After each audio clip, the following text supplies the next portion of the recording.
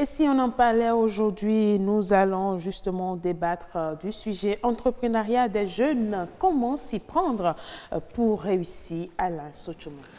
Une interrogation qui fait réfléchir, une interrogation qui fait courir, j'ai envie de dire. Si vous avez envie d'entreprendre, si vous voulez réussir, il faut forcément des méthodes, il faut forcément des aptitudes. Mais comment s'y prendre justement? C'est la question centrale qui fera l'objet de cette discussion ce matin avec nos invités. Justement, et pour en parler, nous avons sur ce plateau Monsieur Massime Toklo. Il est chef département de l'assistance et de la mise à niveau des entreprises à l'ANPME. Bonjour.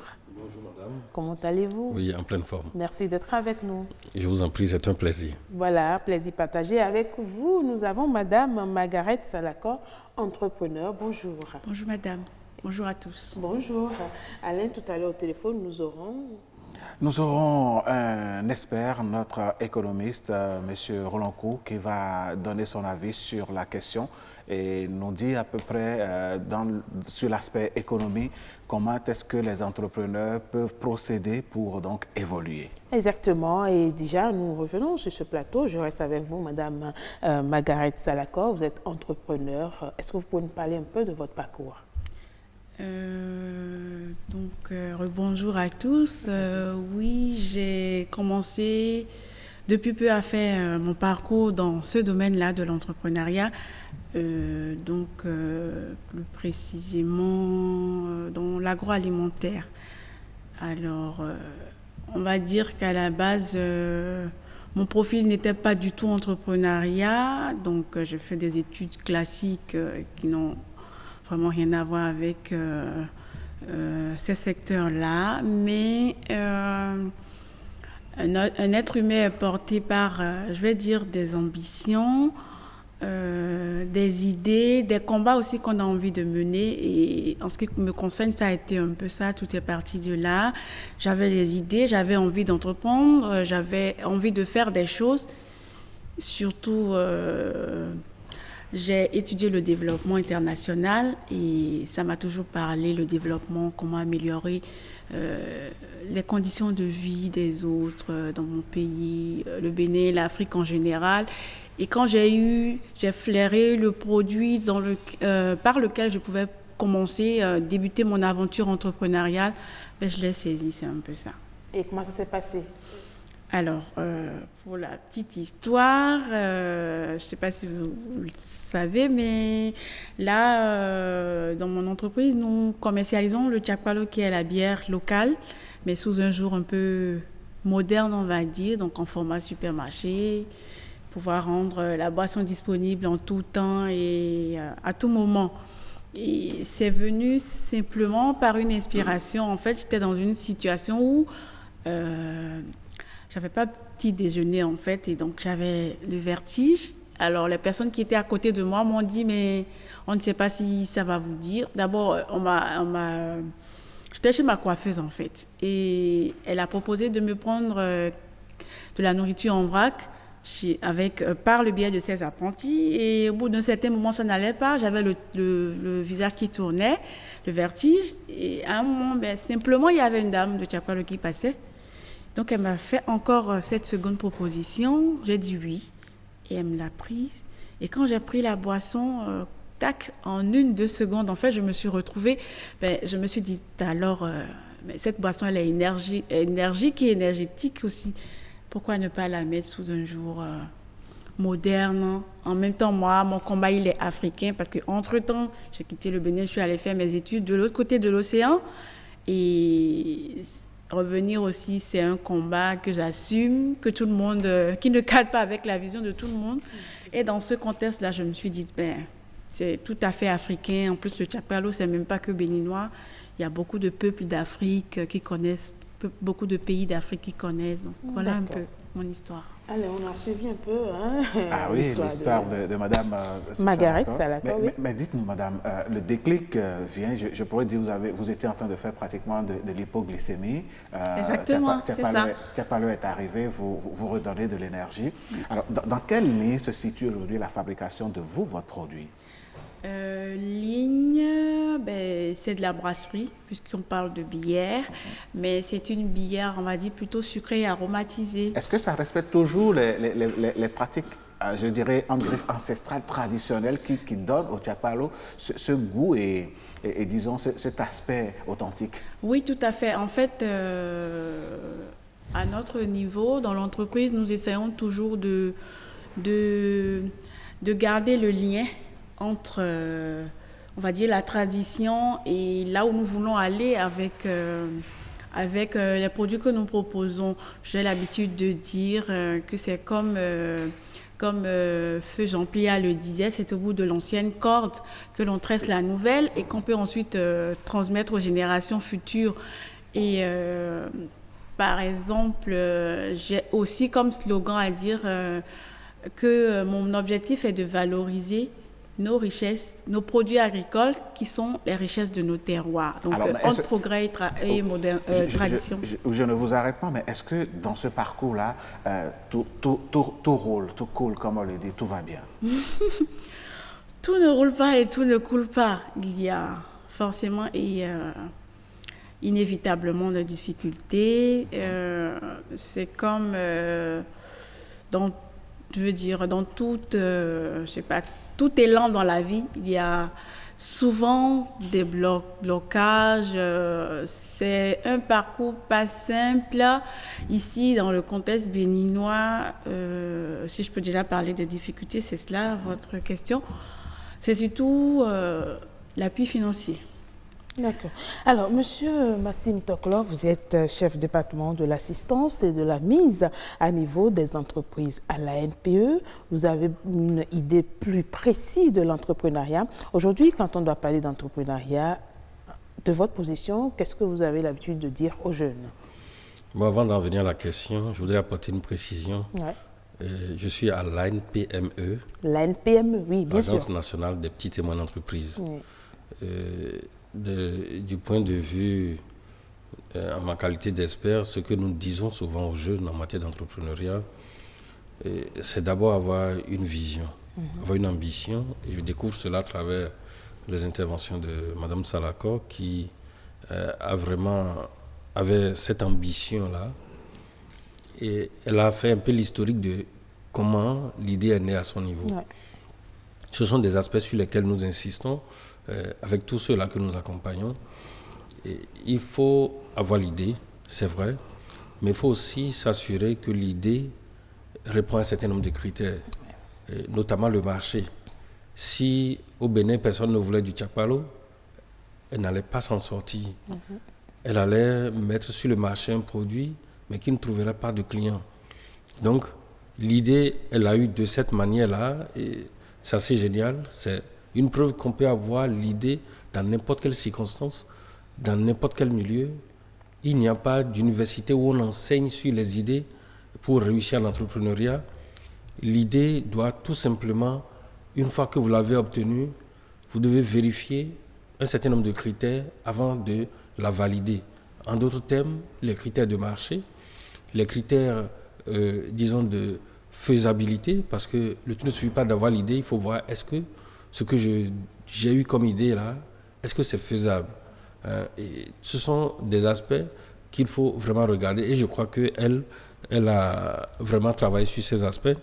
L'autre aspect aussi que nous regardons avec les jeunes et que nous conseillons à la jeunesse, c'est pour ne pas tout de suite se décourager face aux difficultés éventuelles, c'est de démarrer à petite échelle et de grandir progressivement. Justement, j'allais aborder cette question. Vous savez, aujourd'hui, l'entrepreneuriat n'est plus chose à démontrer au Bénin et nous avons connu déjà une avancée dans le domaine. Mais toujours est-il que ces jeunes qui ont l'envie d'entreprendre sont souvent confrontés à des difficultés, à des problèmes qui tout de suite freinent leur, je vais dire, élan de devenir entrepreneur. Oui, c'est tout à fait évident. Hein. Elle disait tantôt que effectivement tout ne coule pas, tout ne roule pas. Et oui, ici, tout coulait et tout roulait, tout le monde serait entrepreneur. Et la première des choses, c'est que tout le monde ne peut pas être entrepreneur. Ça, c'est une évidence. Il ne faut pas que la jeunesse pense que c'est parce qu'on n'a pas réussi à se faire embaucher quelque part qu'on devient entrepreneur. L'entrepreneuriat, ce n'est pas le métier le plus facile, non. Mais c'est le métier qui répond à un certain nombre de principes. Et lorsqu'on décide d'y aller, il faut savoir également s'y prendre pour ne pas être face à ces difficultés-là. Donc, il y a des difficultés inhérentes à l'activité. Des difficultés liées d'abord à soi-même, ses capacités entrepreneuriales. Et quand je parle de capacité entrepreneuriale, je ne parle pas du tout de diplôme, parce que certains pensent encore que c'est le diplôme qui fait de vous un bon entrepreneur. Pas du tout. Les plus grands entrepreneurs ne sont pas ceux qui ont obtenu les plus gros diplômes. Les plus grands entrepreneurs, dans notre cas au Bénin, ce sont ceux-là qui n'ont pas encore dépassé le niveau du primaire. Ça veut dire que la plupart de ceux-là qui font le business, qui tiennent le business, se sont limités au niveau du primaire. Donc ce n'est pas une question de diplôme universitaire non plus. Donc, mais le diplôme ne devrait pas constituer un obstacle. Mais le diplôme doit être un tremplin pour mieux aborder certains aspects de l'entrepreneuriat. Celui qui a fait des études universitaires comprend forcément que la comptabilité est importante pour son entreprise. Celui qui a fait des études universitaires comprend l'importance des moyens de communication utilisés pour atteindre sa cible. Ce sont des aspects qui constituent, je dirais, des atouts pour celui qui a fait des études universitaires. Mais pour celui qui n'a pas fait ses études, mais l'école entrepreneuriale, c'est ailleurs, c'est dans l'entreprise. Et si vous échangez avec les entrepreneurs, ils vous diront qu'il y a des réalités. Donc, c'est la non-connaissance de ces réalités qui constitue le premier point d'obstacle.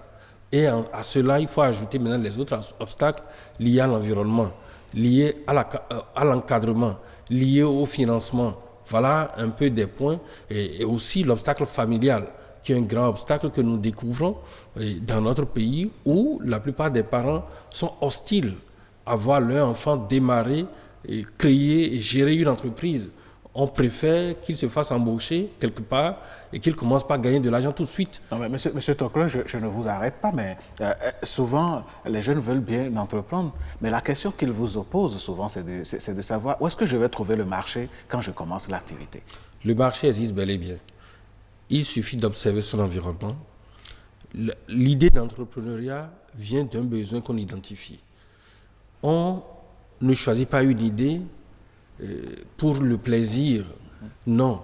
Mais on choisit une idée parce qu'on estime qu'il y a un besoin qui existe et ce besoin, il faut le combler. Et madame l'a dit.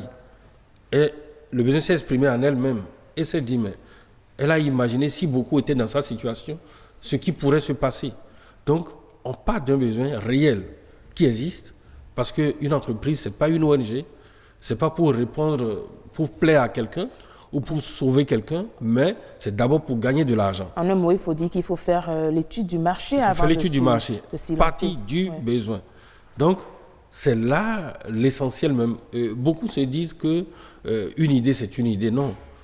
Une idée, il faut bien l'étudier. Monsieur Massime Toklo, nous allons revenir sur comment est-ce qu'il faut entreprendre pour réussir. Ce sont, des conseils ou des aptitudes que vous allez nous aider à avoir tout à l'heure. Mais déjà, on va suivre cet élément, cette voix populaire réalisée par Yasmine Damata, qui nous renseigne un peu sur ce que pensent les autres citoyens béninois de l'entrepreneuriat des jeunes au Bénin. Alors, j'avoue que ce n'est pas du tout facile. Pas du tout... Il faut tomber, se relever, réessayer, être vraiment motivé, être vraiment passionné. Que la jeunesse veuille entreprendre de nos jours, ce n'est pas évident si cette jeunesse n'est pas accompagnée financièrement. Si on veut entreprendre, il faut forcément avoir les moyens. Même si c'est de petits moyens, il faut l'avoir. Et avoir les moyens, il faut savoir gérer. Si vous avez les moyens, si vous avez de grands moyens que vous ne savez pas gérer, vous n'allez pas réussir. Maintenant, si vous avez un peu de moyens que vous savez gérer, vous pourrez entreprendre et réussir. Donc, entreprendre, on peut réussir comme on peut ne pas réussir. Ça dépend de la manière dont on gère les ressources dont on dispose. Entrepreneur, oui, mais pas trop d'ambition au-delà de ce que j'ai en face de moi. J'ai un projet. Je dois m'attendre à rencontrer beaucoup de difficultés avant que ce projet ne prenne. Donc je dois être patient pour que cela prenne. Les jeunes qui ont monté des projets, à qui on a octroyé des finances pour les accompagner ils n'ont pas tous bien compris.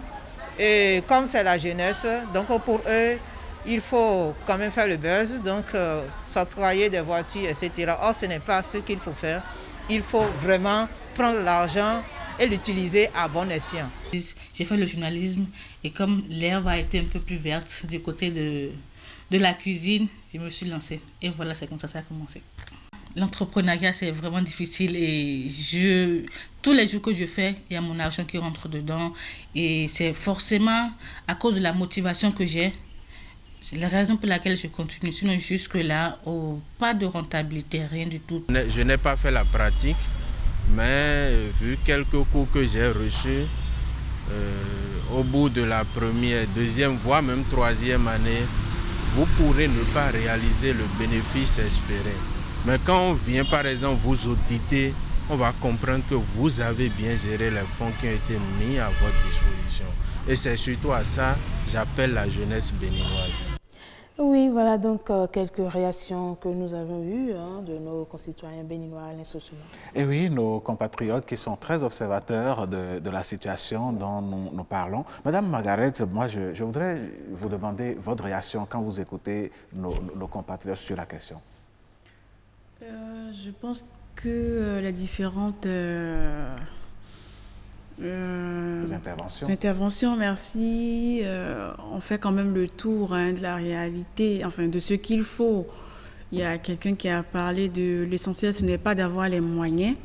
Il faut une stratégie qui obéit à des principes bien donnés. Donc, de là, on peut déjà retenir que ce n'est pas forcément, quand on dit finance, il ne suffit pas de l'avoir, mais il faut avoir les bonnes méthodes de gestion, etc. Il y a, je pense, la dame qui disait qu'elle est journaliste, c'est ça, oui, et qu'elle s'essouffle dans la restauration. Oui, et qu'elle s'essouffle. Ça aussi, c'est un aspect important, essentiel. En fait, elle a parlé de rentabilité à la fin. Elle a dit que son business, si je peux m'exprimer ainsi, n'était pas rentable. À un moment donné aussi, il faut faire le point. C'est-à-dire que c'est comme quelqu'un le disait l'autre fois, je l'ai entendu sur une plateforme, si au bout de 3 ans, vous n'êtes pas rentable, il faut passer à autre chose. Oui, certains parlent de 10 années, enfin chacun met là-bas comme il veut. Donc à un moment, en fait, il y a un juste milieu, faire le point, peut-être revoir ses méthodes de gestion. Aujourd'hui, je pense qu'il y a quand même des structures localement qui peuvent aussi accompagner. Et parlant de structure, nous avons donc un responsable, un expert sur le plateau. Monsieur Toklo, dites-nous, quelle est déjà votre réaction par rapport aux interventions de nos compatriotes? Oui, la première réaction que j'ai tout de suite, c'est par rapport à l'accompagnement financier.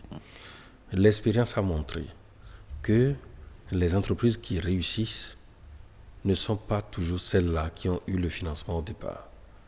Au contraire, toutes les fois où on a voulu injecter de l'argent au début, l'argent a souvent été mal injecté et les entreprises, malheureusement, les entrepreneurs n'ont pas pu gérer les ressources pour s'en sortir. Il y a de très mauvaises expériences dans notre pays qui prouvent quand même que ce n'est pas l'argent qui fait l'essentiel de la réussite entrepreneuriale. L'essentiel est ailleurs. L'essentiel est en la qualité de l'idée. L'essentiel est en la capacité de l'individu à entreprendre, son ambition, sa vision, et en sa capacité à prendre des risques, en sa capacité à accepter les échecs et à se lever pour les affronter. Donc, l'essentiel est là. L'essentiel est dans la compréhension qu'il faut démarrer à petite échelle et qu'il faut grandir progressivement. Et que dès qu'on démarre aujourd'hui, ça ne veut pas dire qu'on devient riche aujourd'hui, non. Il faut travailler sur plusieurs années. Parlons justement... Monsieur Massim Toklo a abordé un point, il s'agit du point financier. Justement. Et d'ailleurs, nous avons notre économiste, professeur agrégé de l'Université d'Abomey-Calavi en ligne. Professeur Albert Ronocum, bonjour. Bonjour, ma chère. Comment allez-vous? Est-ce que vous pouvez vous éloigner un peu de votre poste récepteur, s'il vous plaît? Ok, oui.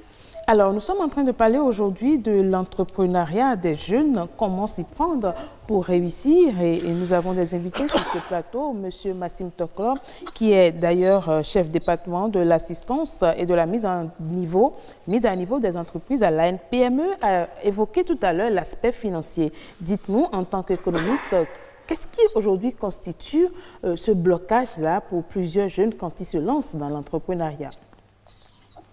Oui, Monsieur Toklo a parlé que ce n'est pas nécessairement l'aspect financier qui est le plus important. Il a parfaitement raison.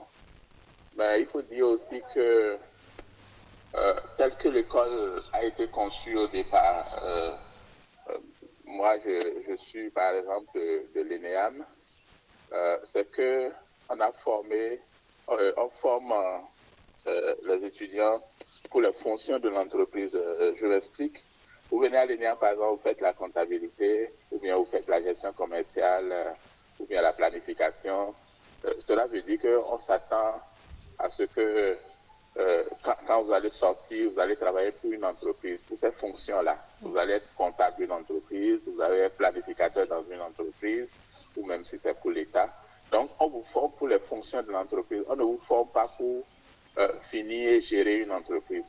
Maintenant, quand vous finissez, on dit il n'y a pas d'emploi, mais que vous-même, vous pouvez vous auto-employer, c'est-à-dire que vous pouvez créer d'emploi vous-même. Oui. Et à partir de ce moment, soit vos parents n'ont pas d'entreprise ou n'ont pas d'argent pour que vous puissiez commencer. Là, on se dit, si on donne le crédit, si on donne le financement, les gens peuvent se lancer dans l'activité. Mais là, à ce niveau aussi, il y a beaucoup d'erreurs qu'on fait souvent. L'une des erreurs, par exemple, c'est de ne pas bien comprendre la notion de besoin en fonds de roulement. On fait un projet qui marche bien, qui devrait bien marcher.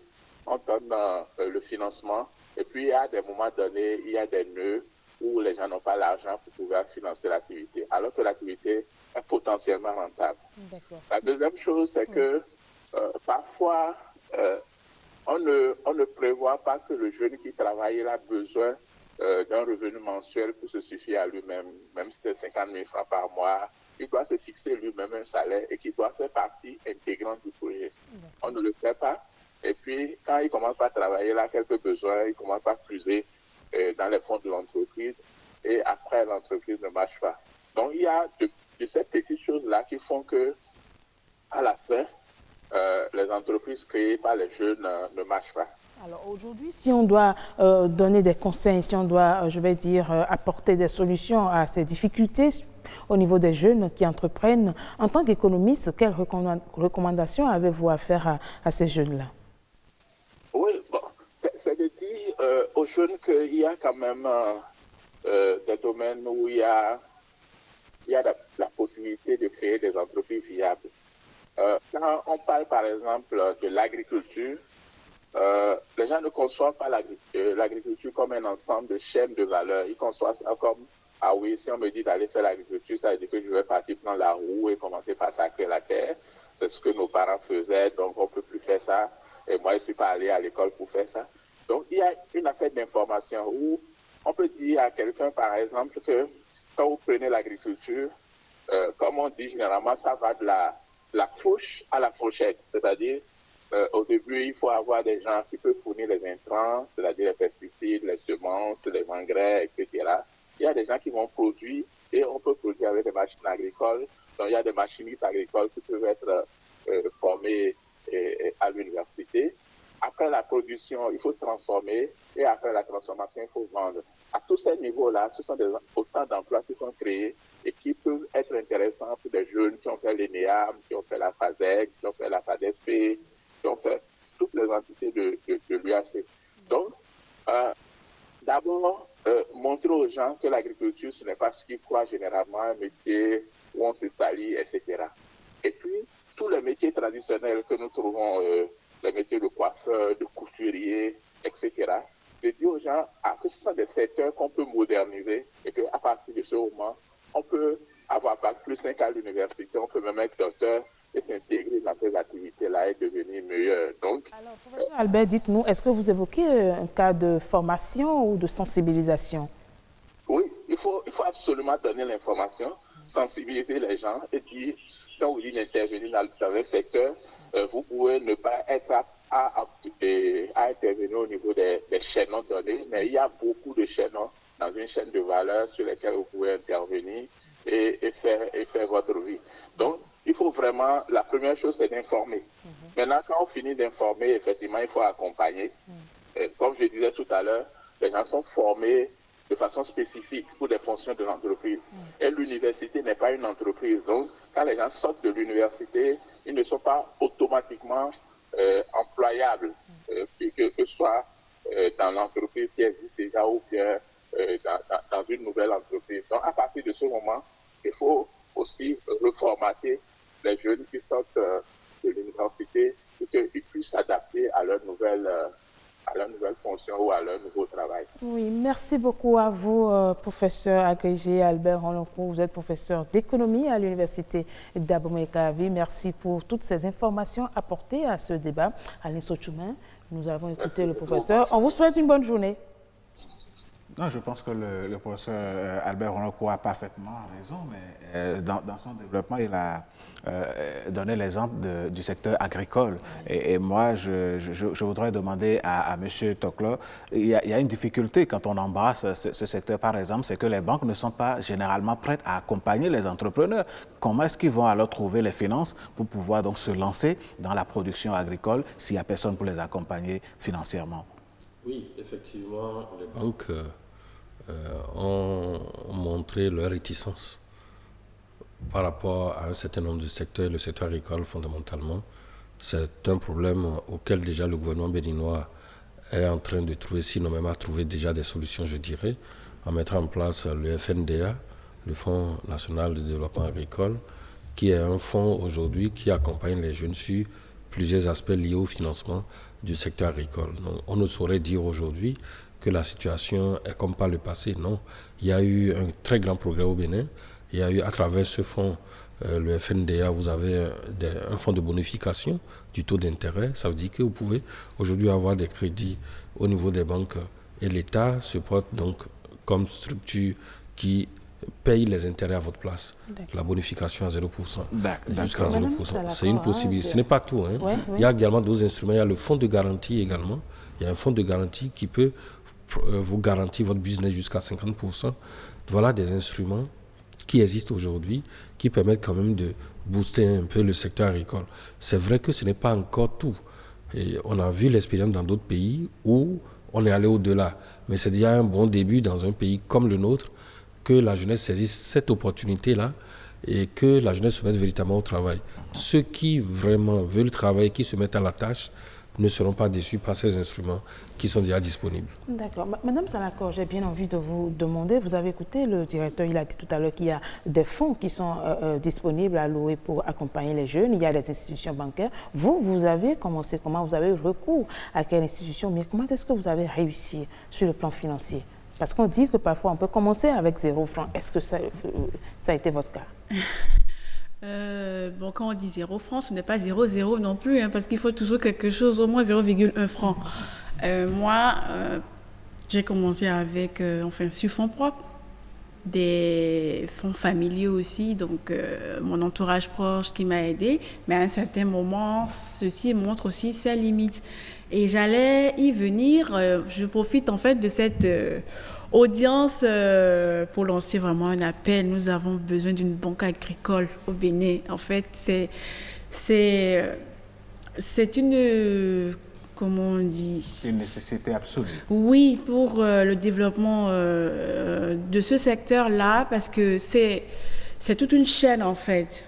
Donc parfois, trop sectionné, en fait, on a besoin de ça.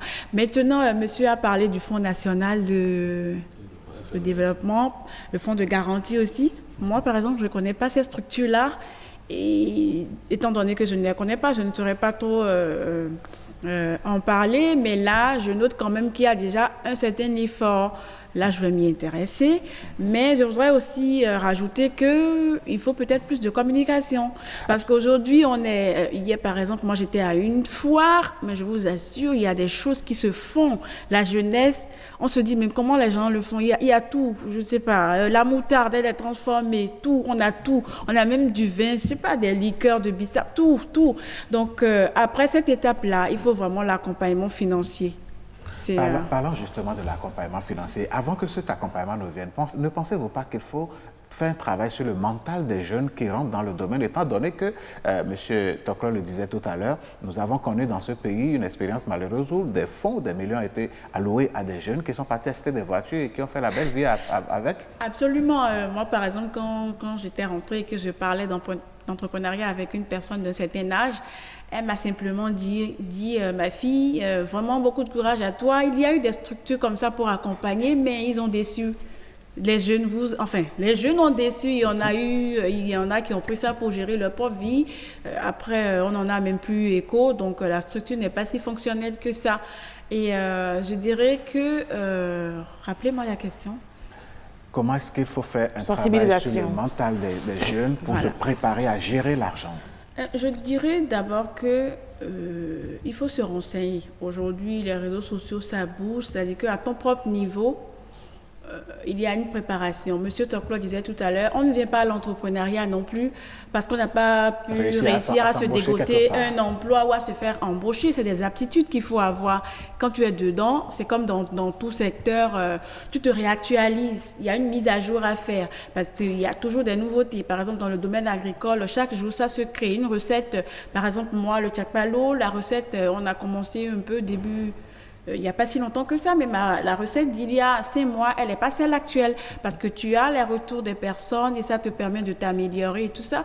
Donc, déjà, le mental, quand tu l'as, que ce soit que tu aies rêvé auparavant d'entrepreneuriat, comme mon cas par exemple, j'avais toujours nourri cette ambition-là d'apporter ma pierre à l'édifice de l'humanité, si on peut le dire ainsi, innover, créer quelque chose qui me porte en fait, mais que ça soit de cette façon-là ou que ça vienne, ça s'impose à vous, parce qu'il y a des gens qui n'avaient pas du tout envie d'entreprendre, mais ça s'est imposé à eux.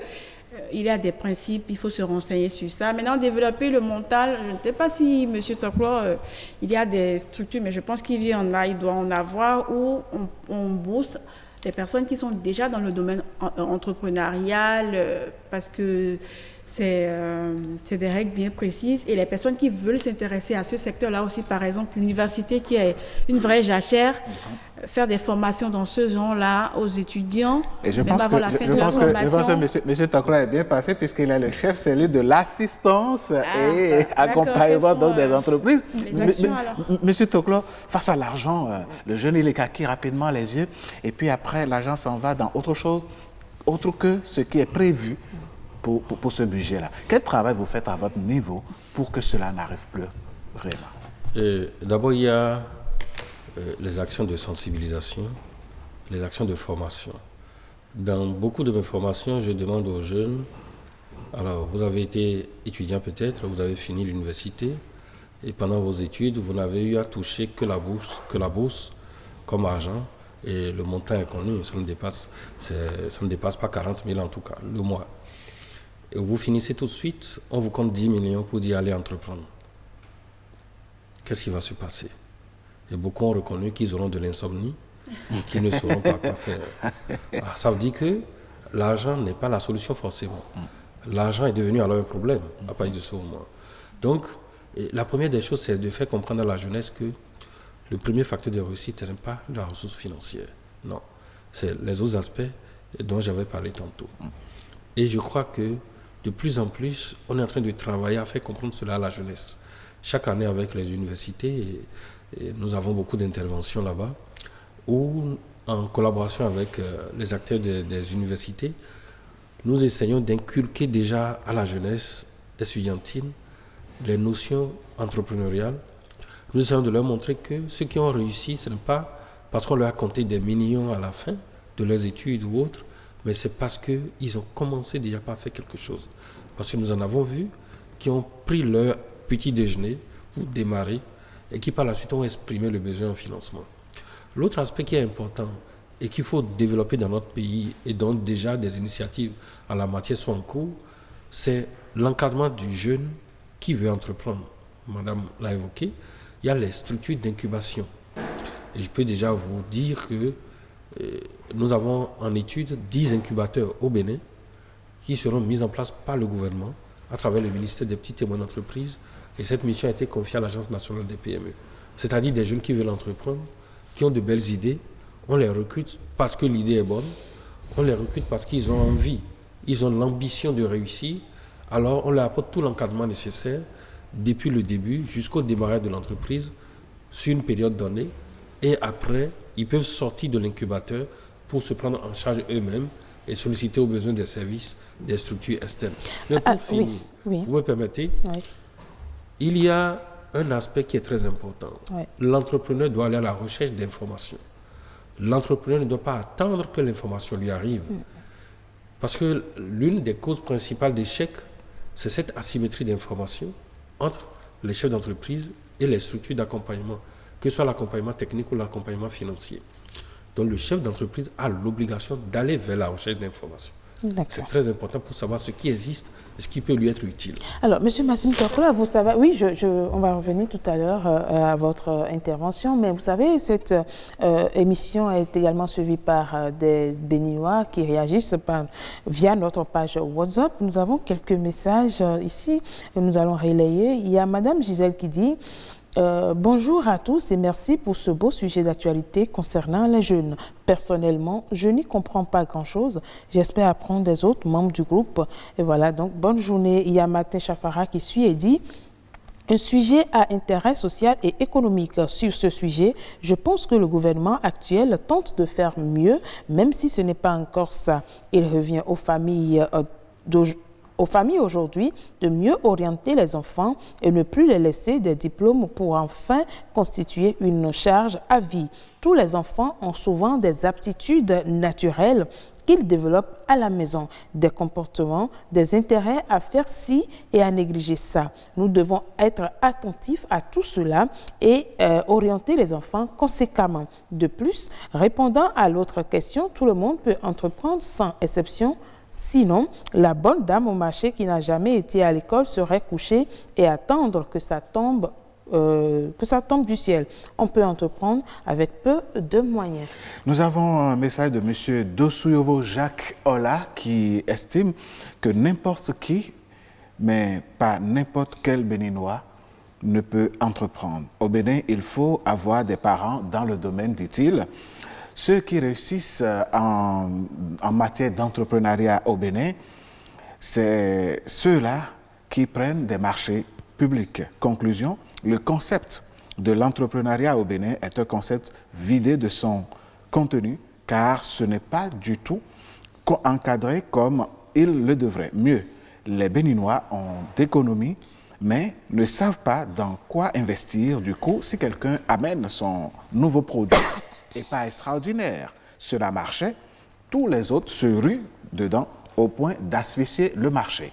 Maté Jafara qui revient et dit il faut juste aider les enfants à avoir le niveau minimum d'émancipation, d'alphabétisation nécessaire à se tirer d'affaires sans intermédiaire linguistique. On peut entreprendre dans un métier. Il y a des gens qui apprennent des métiers et quelques années plus tard délaissent leur métier au profit d'une autre activité qu'un ami a peut-être développée et qui marche mieux pour lui, créant ainsi le surplus d'offres dans le domaine alors que la demande n'accompagne point. D'où le mot asphyxie employé ci-dessus. Malheureusement, chez nous, tout le monde veut être fonctionnaire de l'État. Une perception à décourager à jamais. Un message de Mamita Bouriama Dagia qui dit « Tout individu peut entreprendre une activité professionnelle par amour pour la développer. » Et elle dit aussi qu'il faut avoir la foi et l'esprit de réussite. Ses parents seront les piliers à l'encourager et le soutenir. En observant, donc, elle dit, en observant autour de lui et surtout en faisant l'étude sommaire des besoins des gens autour de lui pourra réussir ce qu'il va faire et fructifier ses affaires. On entreprend dans les activités que l'on connaît, que l'on maîtrise et qui doit couler, je vais dire. Étude de marché, des besoins et de l'accompagnement. L'essentiel, c'est d'avoir la foi et d'aimer ce que l'on fait. Selon les ethnies et l'éducation de base des activités menées par des géniteurs, les enfants constituent la relève de la famille. La responsabilité des parents est un atout pour présenter, sinon orienter, voilà, il dit, les enfants. Les diplômes, oui, mais l'orientation, c'est mieux que de former des chômeurs. Voilà donc quelques interventions de nos chers internautes. Madame Margaret Salako, vous avez écouté, c'est sûr vous allez revenir sur ces messages, mais déjà vous avez demandé la parole tout à l'heure. Oui, c'était pour renchérir sur ce que M. Toklo avait dit. Au-delà de tout, c'est une discipline personnelle en fait, que vous l'ayez cette envie en vous à l'avance ou si cela s'est imposé à vous, c'est une discipline personnelle et il disait que l'entrepreneur doit chercher l'information absolument. On n'attend pas forcément. C'est vrai qu'il y a des accompagnements qui doivent être faits, des formations, on ne finit jamais d'apprendre. Il y a des règles bien précises, mais il faut d'abord chercher soi-même. Donc, ça va au développement personnel. Il y a toute une littérature sur la chose. Des personnes qui ont entrepris depuis le siècle dernier, enfin le siècle passé, pourquoi pas, etc. Et aussi, ce que je voulais surtout dire, c'est que on ne peut pas déléguer si on ne sait pas faire. D'accord. Donc, si toi, l'entrepreneur ou le chef d'entreprise, tu ne sais pas, tu n'as pas des notions tout au moins minimes en comptabilité, tu ne peux pas savoir ce que ton comptable fait. Ça va de la production à la je sais pas. En un mot, il faut se faire former. Oui. Il faut aussi former son. Oui. Il faut avoir l'œil sur tout pour pouvoir déléguer les tâches. Une bonne gestion. Monsieur Toklo, Massime Toklo, nous sommes presque à la fin de ce débat. On va vous laisser prendre la parole une dernière fois. Oui, je voudrais dire à nos amis téléspectateurs que entreprendre, ce n'est pas aller vers les marchés publics. Le champ de l'entrepreneuriat est assez vaste. Les marchés publics ne constituent qu'à peine 10%. Et tout le monde n'est pas obligé d'aller vers les marchés publics. On ne peut pas prétester des marchés publics pour ne pas entreprendre. Le plus gros marché, ce ne sont pas les marchés publics. Ouais. Quand on voit la quantité de riz que les Béninois consomment, la quantité de maïs que les Béninois consomment, la quantité de je ne sais quoi encore, quand on voit les habits que nous portons et quand nous imaginons la quantité qui nous vient de l'extérieur. 30 secondes. Alors, donc, il y a un marché potentiel qui est là. Ouais. Ceux qui ont des ressources et qui ne savent dans quoi investir, nous sommes prêts à l'Agence nationale des PME à les accueillir. C'est un instrument du gouvernement pour les aider à réussir. Merci beaucoup à vous, Monsieur Massime Toklo. Vous êtes chef département de l'assistance et de la mise à niveau des entreprises à l'ANPME. Merci d'avoir mené le débat avec nous. Merci également à vous, Madame Salako Margaret. Il faut dire tout simplement, Alain, que l'entrepreneuriat aujourd'hui est une solution pour lutter contre le chômage grandissant, mais il faut également dire qu'il faut mieux encadrer ce secteur, former les jeunes, les sensibiliser sur la gestion des entreprises et pourquoi pas les accompagner de très bons ou de très grands financements pour que le secteur de l'entrepreneuriat soit chose réelle. Absolument, c'est la solution, donc, tout trouver du moins au chômage. Merci donc à vous, chers invités. Merci également au professeur agrégé Albert Honokou, il est professeur d'économie. Il était également avec nous dans ce débat. Oui, au téléphone, voilà. Merci beaucoup. On va se dire à très bientôt. Oui, à très bientôt.